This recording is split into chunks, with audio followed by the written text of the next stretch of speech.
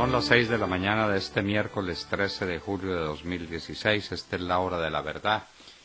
Y estos son temas y asuntos que trataremos en la grata compañía de ustedes durante las próximas horas.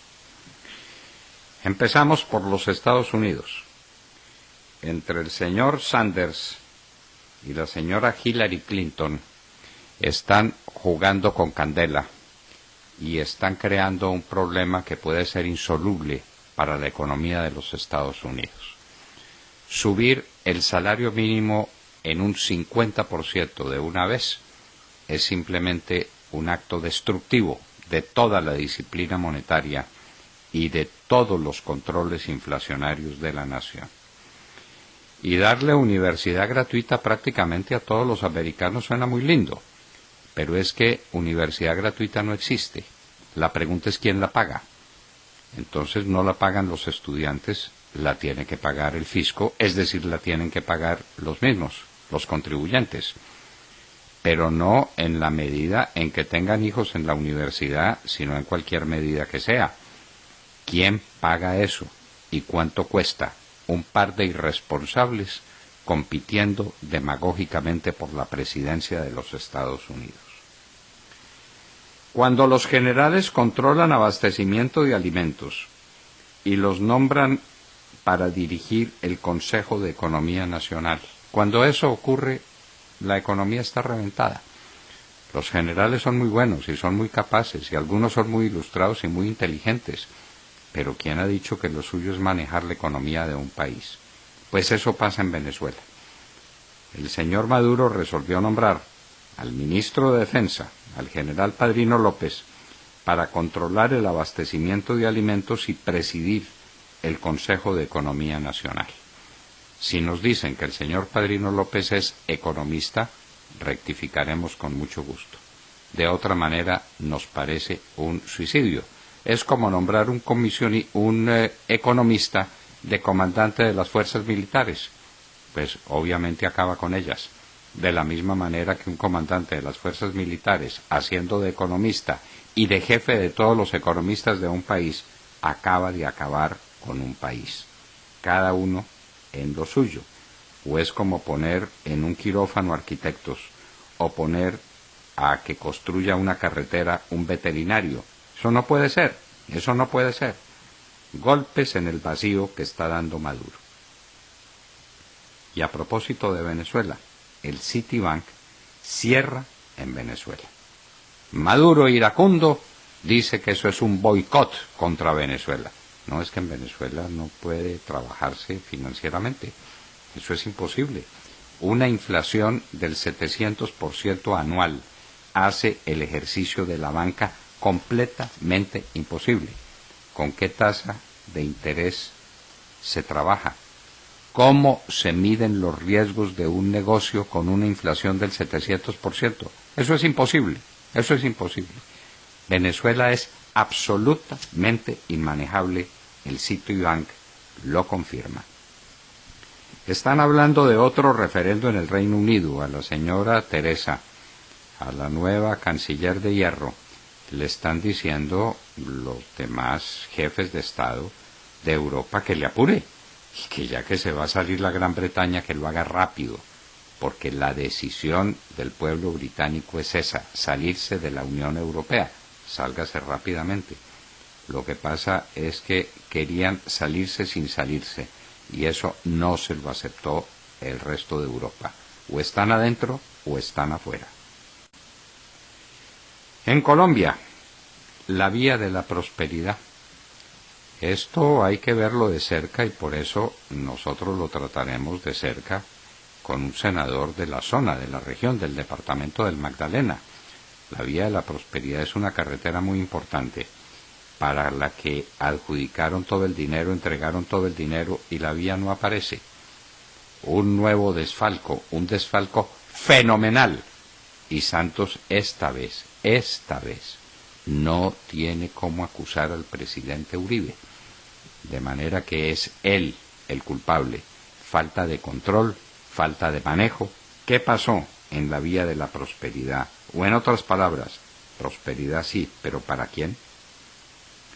Lamentamos la muerte de Edgar Lombana Trujillo.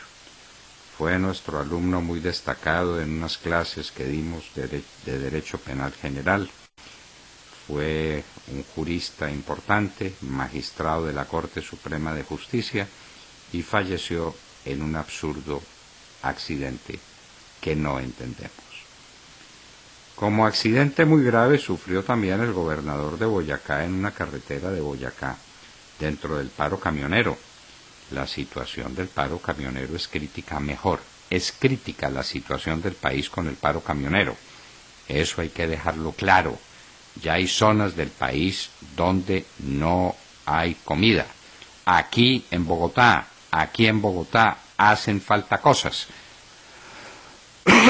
Un amigo nuestro fue a buscar plátano y no encontró plátano, porque no hay, porque se acabó, porque no hay transporte de carga, transporte suficiente de carga en el país.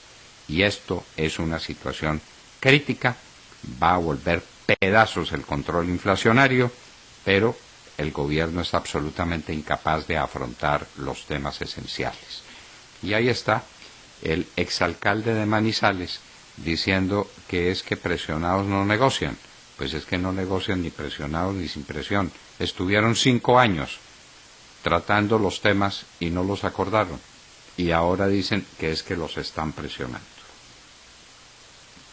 El ELN es responsable del ataque a base militar de Fortuna. Está haciendo méritos. ¿Para dónde va Friogán? Esto pues de que definitivamente Friogán entra a liquidación desde el punto de vista formal parece bien. No aceptaron la oferta que hizo una persona que dijo tener el dinero disponible. Entonces la cosa se va a liquidación judicial. Pero no nos engañemos, Friogán va para alguna parte. ¿Cuál es esa parte? ¿Cuál es el negocio que tiene listo Minchirrinchi? Tengámoslo claro. Hablará con nosotros el doctor José Félix Laforí, presidente de la Federación Nacional de Ganaderos. Volvamos al exterior. El presidente Obama estuvo en el entierro de los policías en Dallas. Desde luego que los negros merecen respeto, como los blancos, como los amarillos, como los de cualquier color. Todos somos iguales. No hay diferencia en razón del color de la piel. Eso lo averiguó el mundo hace mucho tiempo y tiene que quedar claro. Pero también tiene que quedar claro de que los policías merecen respeto y de que sus vidas son sagradas y de que su misión es fundamental para la vida de la sociedad. La toma de Kimberly Clark por Maduro. Ahora resolvió que son los empleados de Kimberly Clark los que la van a manejar. El problema no es de empleados, el problema no es de quién aprieta el switch, no es de quién maneje una empresa. Y obviamente pues esto es bastante audaz de que sean los trabajadores los que asuman la conducción del negocio de la compañía. Pero el tema es de materia prima, señor Maduro. Materia prima. Kimberly Clark no tiene materia prima. Entiéndalo, como no lo tiene la industria venezolana, por culpa suya, señor Maduro. Filipinas le gana a China disputa por límites marinos en el mar meridional de China.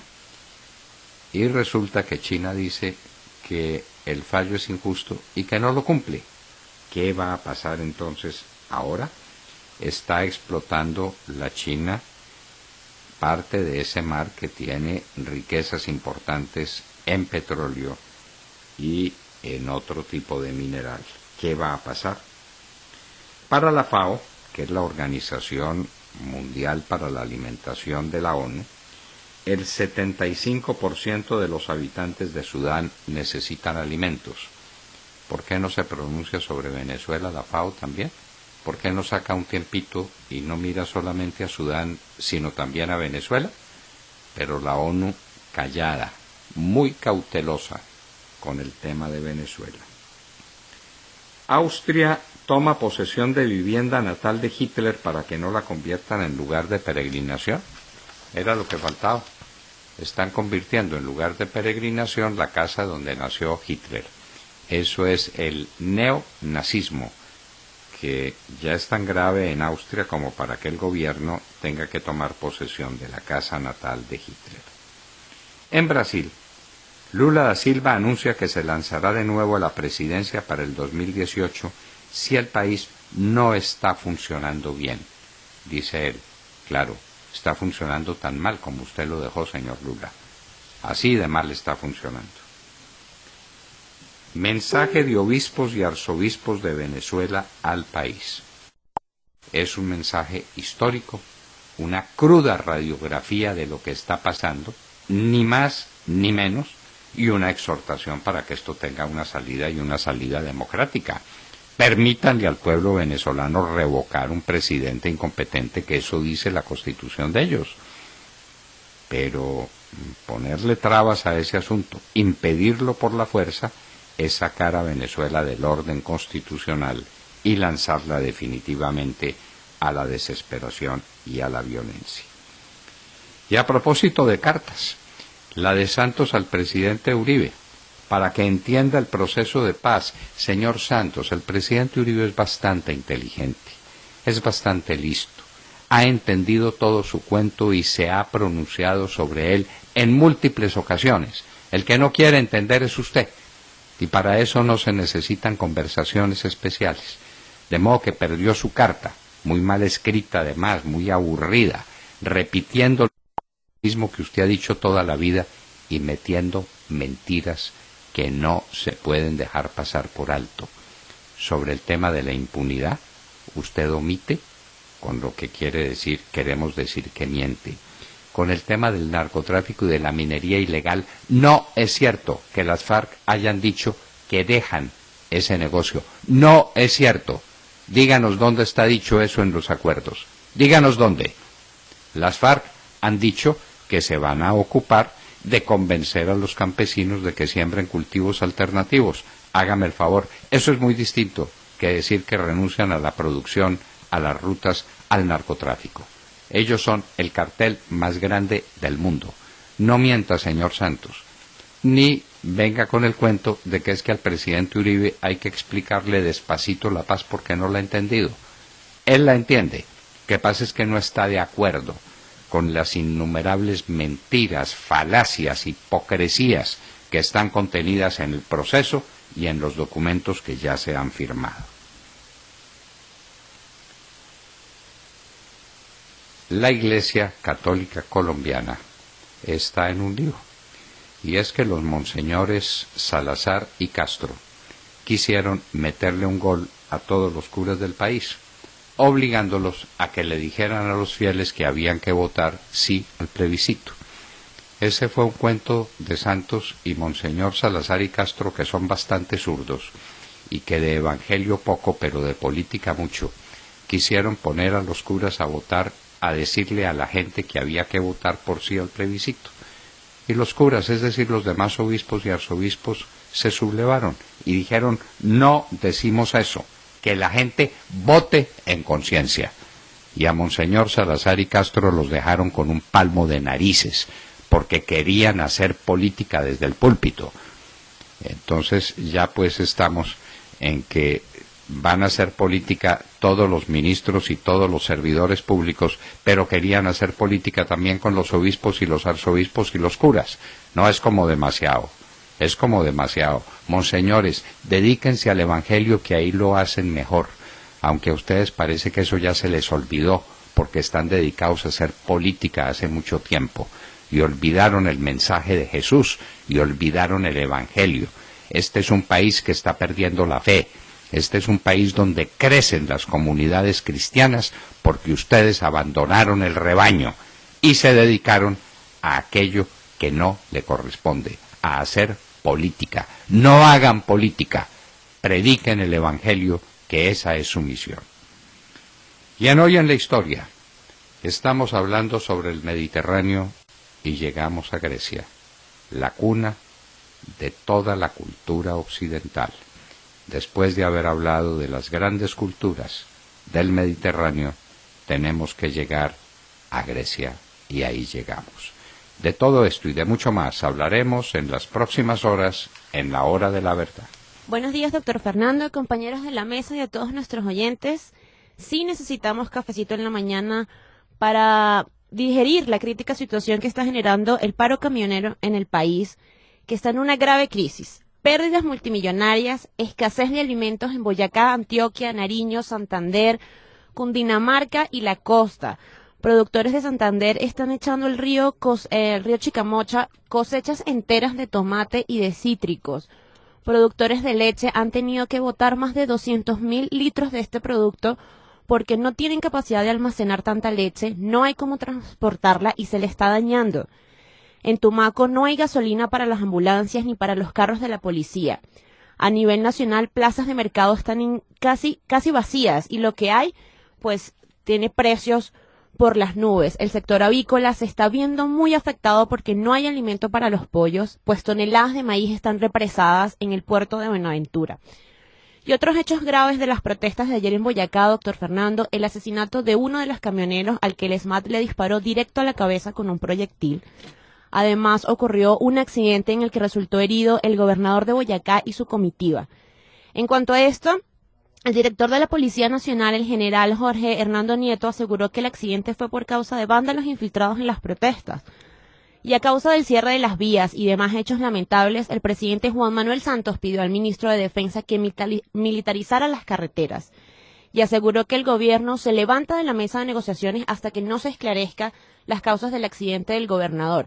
¿Y la muerte del camionero no la vamos a investigar?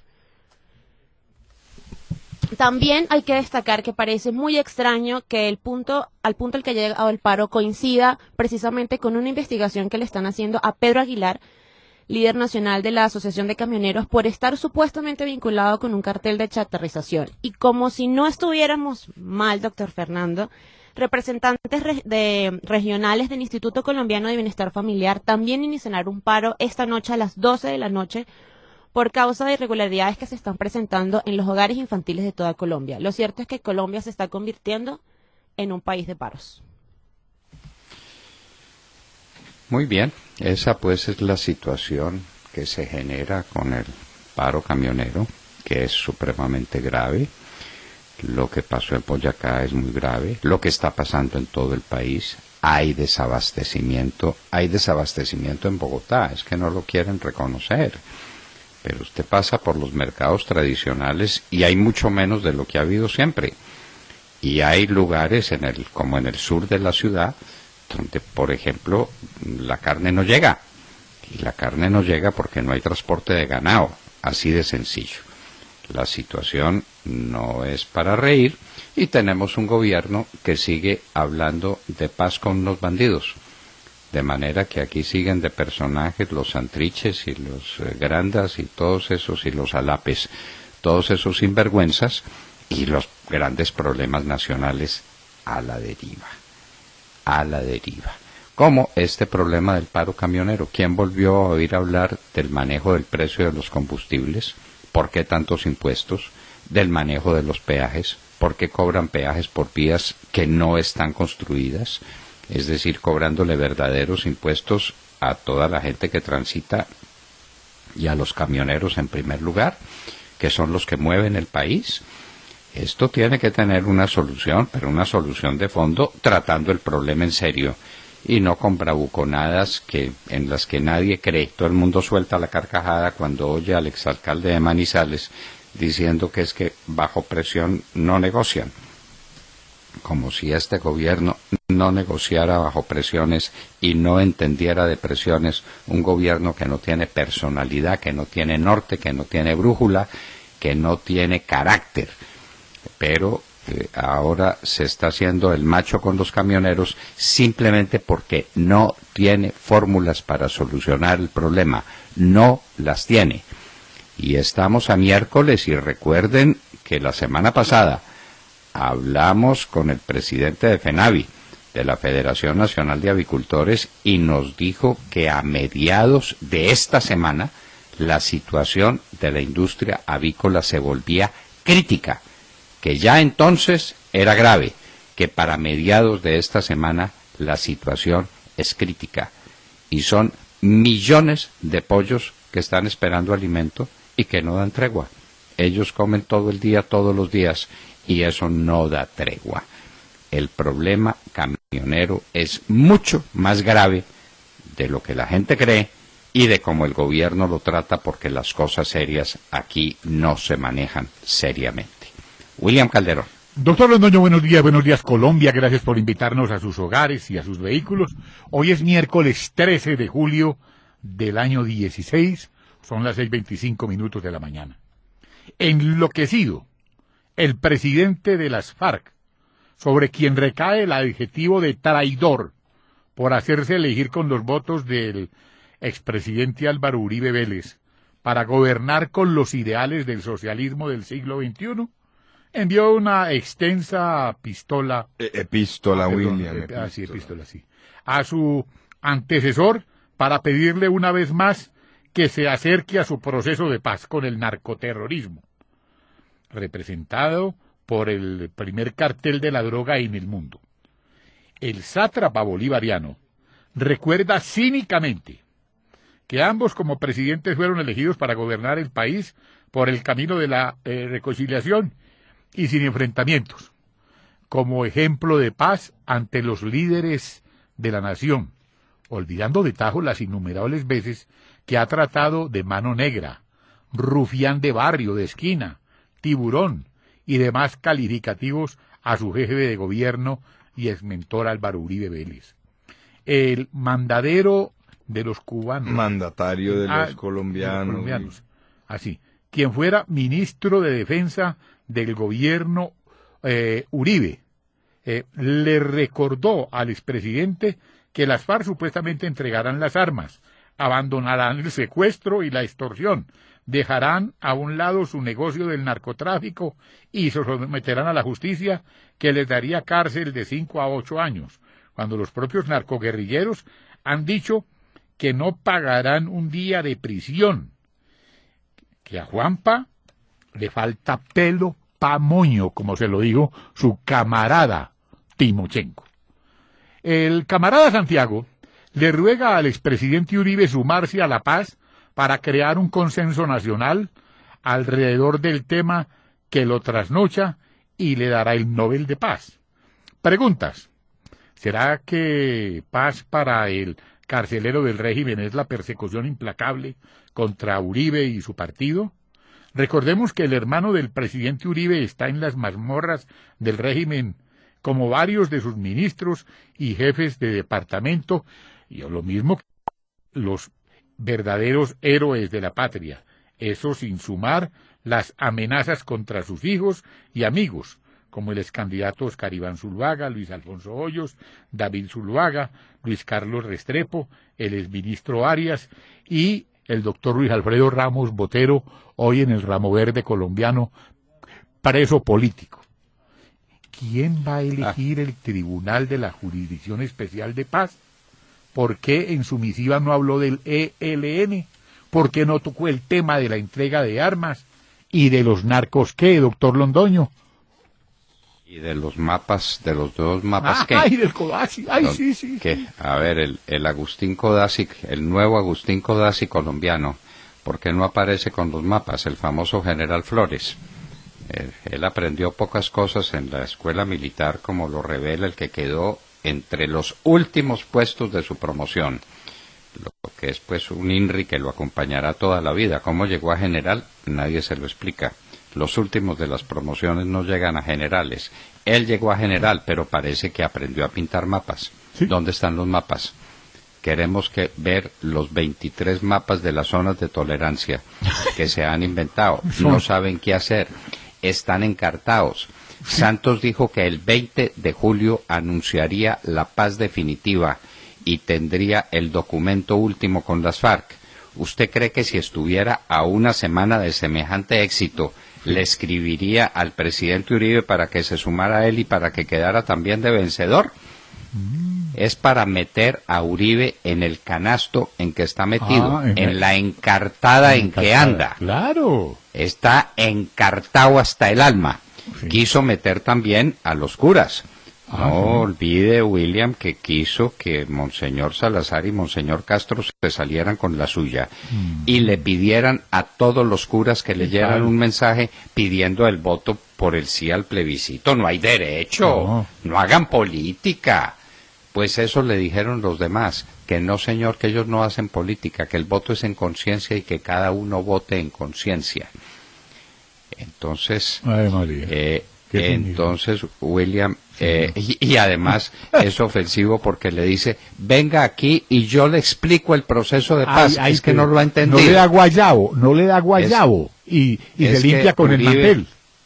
Es que Uribe es tan corto de entendederas que necesita que Santos, que es tan ilustrado y tan inteligente, le explique el proceso de paz porque Uribe no lo ha entendido. Hombre, porque está encartado, está enredado, porque no sabe qué hacer y entonces quiere meter a Uribe y al uribismo en su misma encartada. Ahora sí somos primos, ahora sí somos amigos. Ahora sí, claro, ahora sí somos amigos. Sí. Ahora cuando no sé qué hacer y no sé cómo manejar esto, y no sé cómo manejar el tema de la impunidad y de las armas y de las zonas de tolerancia y del narcotráfico y de la explotación de los ríos y de la entrega de armas, como no sé cómo manejar nada y cómo hacer para no discutir con ellos los grandes temas económicos y sociales del país, que son los 52 punticos que le tiene guardados Joaquín Gómez. Como no sabe qué hacer, entonces llama a Uribe para que Uribe venga y para que se asocie a su fracaso. Ave María. Porque ya viene el 20 de julio y no puedo. ¿Cómo le parece? Ya llegó el 20 de julio. En una semana llega el 20 de julio. ¿Y qué tiene? No tiene nada. No tiene nada. Doctor. Llama a Uribe para decirle, no, es que la culpa la tiene usted porque usted no se quiso sumar al proceso de paz. Pero, señor, llevamos 5 años diciendo que eso, como está planteado, no nos gusta, que eso no va para ninguna parte, que no puede haber impunidad, que esto es dejando las armas, que esto es dejando el narcotráfico, que esto es creando un país de verdad pacífico, combatiendo las causas del fenómeno. Bueno, pero ¿para qué? Perdemos nuestro tiempo y Santos también pierde el suyo. Claro que él tiene todo el tiempo para perderlo, como no está ocupado, como no gobierna. Entonces, en eso andamos. Santiago Castro. Doctor Londoño, muy buenos días a los oyentes y a los compañeros de la mesa. International Criminal Court will intervene no matter what. La Corte Penal Internacional va a intervenir sin importar qué. El profesor Michael Newton de la Universidad de Vanderbilt, quien participó en el foro sobre sustitución de la Constitución, realizado por la Escuela Mayor de Derecho de la Universidad Sergio Arboleda, en conjunto con la Universidad de La Sabana y la Universidad ICESI el día de ayer, no pudo ser más claro al preguntar ¿la paz a qué costo? Insistió, doctor Londoño, el profesor Newton, que a la Corte Penal Internacional le importan los derechos de las víctimas por encima de un acuerdo de paz. Hizo una analogía con un pay de limón que tiene 2 capas. En una primera capa está el nivel doméstico y en una segunda está el escenario internacional.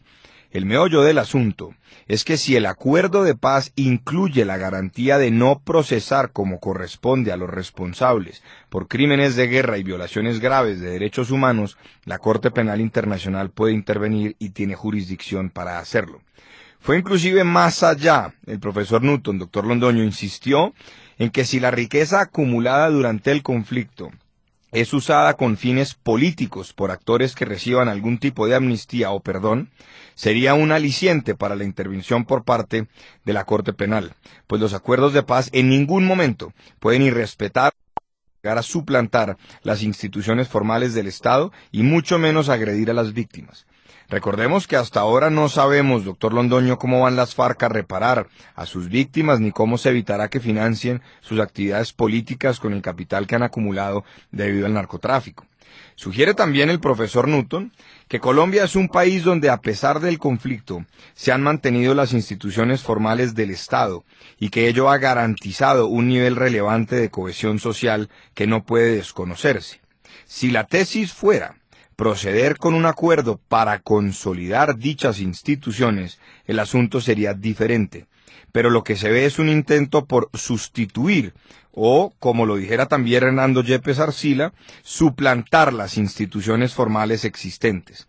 Así las cosas, lo más importante es recordar que para la Corte Penal Internacional la paz no es una meta, ni se puede lograr a cualquier precio. Lo que importa son los derechos de las víctimas. Víctimas de las FARC, después de más de 50 años de agresiones, doctor Londoño, pues en últimas somos todos. Eso se lo ha dicho al gobierno colombiano la Corte Penal Internacional en todos los tonos. Se lo ha dicho el fiscal, se lo ha dicho todo el mundo. No puede haber impunidad por delitos de lesa humanidad. Y el presidente Santos insiste y le da vueltas al asunto. Y que es que entonces la nueva política, y que es que entonces vienen al Congreso. Obviamente, si vienen al Congreso es porque están haciendo campaña y porque no pueden tener, como dice muy graciosamente Roberto, no pueden tener curul por cárcel. Curul por cárcel. No puede ser, no puede ser. Y entonces este hombre no lo entiende, no lo entiende. No puede haber perdón, amnistía, indulto, llámelo como lo llame, y mucho menos curul para los que han cometido delitos de lesa humanidad, que son todos esos sinvergüenzas que están en La Habana. Todos ellos son delincuentes de lesa humanidad. Entonces, haga un proceso de paz sobre la base de una justicia, de una cierta forma de justicia, que puede ser más blanda, que puede ser negociada, pero a niveles que representen pena, y pena real, con cárcel real y verdadera. No lo entiende Santos. Ese es uno de los muchísimos temas en los que naufraga su proceso. Y es que está comprometido no solamente en darlos impunidad, sino en darles curul por cárcel. Esto es inaudito, esto es inaudito. De manera que el profesor Newton dijo cosas muy importantes que no son originales en la medida en que la Corte Penal Internacional ya las ha dicho. Lo que pasa es que Santos no entiende y hay que explicárselo despacito una y otra vez porque está obsesionado, enloquecido con su tema del Premio Nobel de la Paz, que es lo único que le importa. El país le importa un pepino. Los problemas nacionales lo tienen sin cuidado. Él no ve al país sino desde los salones de Bogotá y de los salones de sus amigos ricos y de los sitios donde los reciben unos empresarios que son como todos, como los que describía Lenin, que son capaces de vender la soga con que los van a ahorcar. Santos no tiene más que unos áulicos que le dicen lo que quiere oír y abandona los temas esenciales de una discusión que está planteada igualito desde hace 5 años, porque no solamente no resuelve, sino que agrava los problemas que tiene este proceso de paz desde el día en que nació. Roberto Mora. Buenos días, doctor Londoño, queridos oyentes y compañeros. Ayer hablábamos de la designada primera ministra británica Theresa May y de los enormes retos que debe enfrentar. Pues resulta que aún no se ha posesionado ante la reina Isabel y sus colegas en Europa ya la están presionando. El ministro de Finanzas de Francia declaró que espera que la notificación de su salida de la Unión Europea se produzca cuanto antes. Y por su parte la canciller Merkel, que se ha mostrado más conciliadora, reiteró que no habrá negociaciones formales o informales hasta que se produzca la notificación, y que el Reino Unido no puede aspirar a tener acceso al mercado común sin adherir también al libre tránsito de personas. También instó a May a definir el tipo de relación que tendrá con la Unión Europea y a definir cuándo va a activar el artículo 50 del Tratado de Lisboa. Por otra parte, a este lado del Atlántico, la crisis de Mercosur se profundizó ayer durante una reunión de cancilleres en Montevideo, cuando Eladio Loizaga de Paraguay declaró que Venezuela no tiene las, comillas, credenciales democráticas, respeto a los derechos humanos y estabilidad económica que necesita cualquier país que pretenda liderar el Mercosur. Con anterioridad se había llegado a un acuerdo por virtud del cual Venezuela asumiría la presidencia pro tempore, mientras que Uruguay continuaría al frente de las negociaciones de un tratado de libre comercio con la Unión Europea. Pero al parecer eso tampoco es aceptable ahora para los miembros del Mercosur. El presidente de Argentina, Macri, desautorizó a su canciller y también se opone a la presidencia de Venezuela. Al ingresar al Ministerio de Relaciones Exteriores en Montevideo, la canciller de Venezuela, Delcy Rodríguez, declaró que, comillas, no hay que atender a los malos modales de la derecha.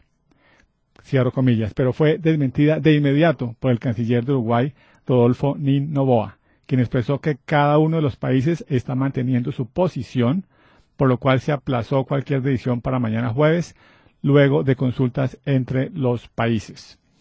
Por su parte, Brasil, a través de su canciller José Serra, propuso postergar el traspaso de la presidencia pro tempore hasta agosto, cuando se vence el plazo para que Caracas cumpla con unos requisitos de adhesión en materia cambiaria. Pero uno diría que lo que quiere Brasil es llenarse de razones, puesto que todos sabemos que el sistema cambiario de ese país está completamente manipulado y carece de transparencia. El diario The New York Times ha celebrado el hecho de que los países de Latinoamérica han comenzado a ejercer presión sobre el régimen de Maduro, mientras como titula el País de España y como anunció nuestro director más temprano, comillas, se atrinchera entre militares para mantener el control de su país.